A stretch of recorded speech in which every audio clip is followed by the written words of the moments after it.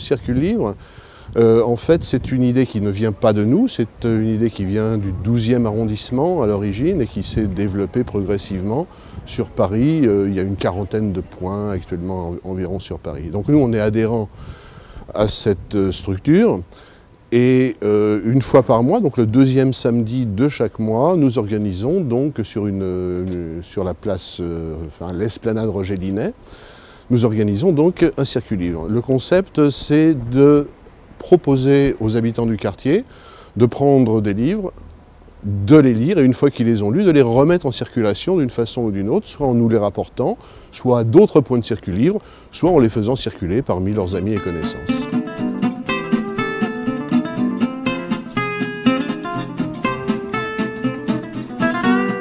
J'ai connu le circule-livre en allant dans un café qui se situe juste à côté de ma fac. Et en fait, j'ai trouvé ça très intéressant parce que c'était quelque chose qui s'offrait au regard de tout un chacun en fait.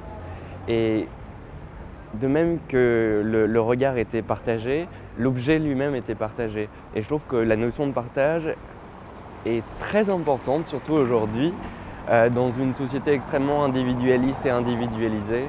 On n'est pas tenu par le retour du livre dans un délai requis. Sinon, on a une amende dans une bibliothèque si on tarde à le rendre.